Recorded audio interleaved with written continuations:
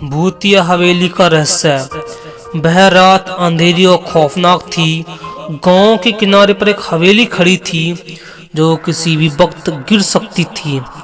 लोग कहते थे कि हवेली में कोई नहीं रहता है, लेकिन अजीब आवाज और रहस्य में हलचलें कभी कभी सुनाई देती थीं। गांव के लोग इसे भूतिया हवेली कहते थे और इसके पास जाने की किसी की हिम्मत नहीं होती थी।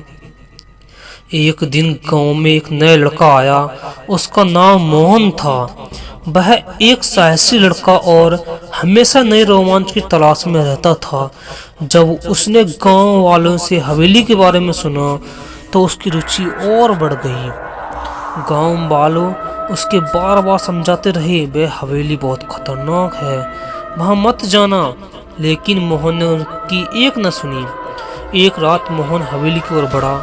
चांदी की रोशनी में हवेली और भी डरावनी नजर आ रही थी।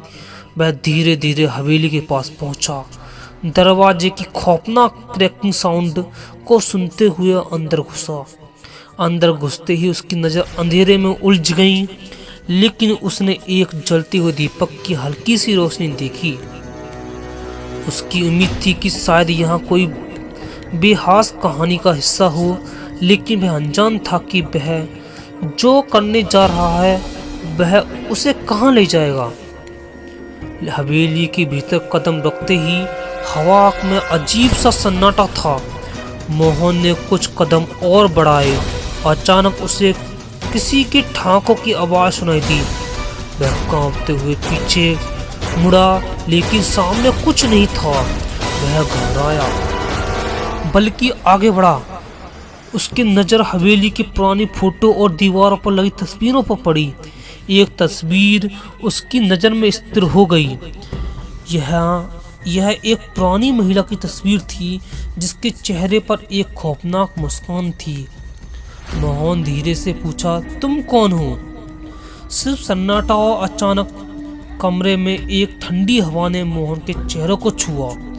वह डर गया और ज्यादा उत्साहित हो गया, मानो कुछ गलत होने वाला था।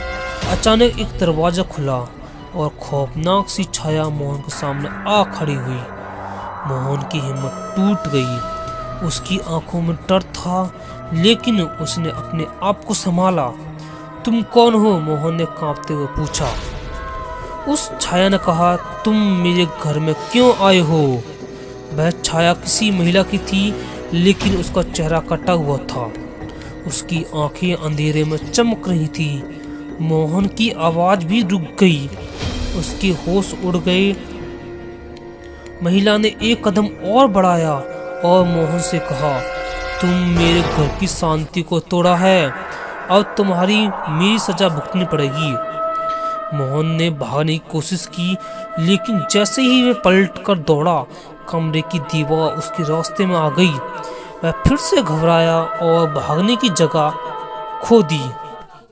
अचानक कमरे की दीवार पर खून की धाराएं बहने लगी। मोहन चीखते हुए अंधेरे में भागा, लेकिन वह छाया हमेशा उसके पास थी। वह हवेली से बाहर निकलने में सफल नहीं हो सका।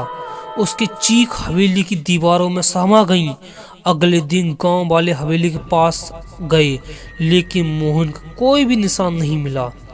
केवल हवेली के भीतर से एक सर्द खौफनाक हवा आई, जो उस भूतिया महिला के पास लौटने की गवाही दे रही थी।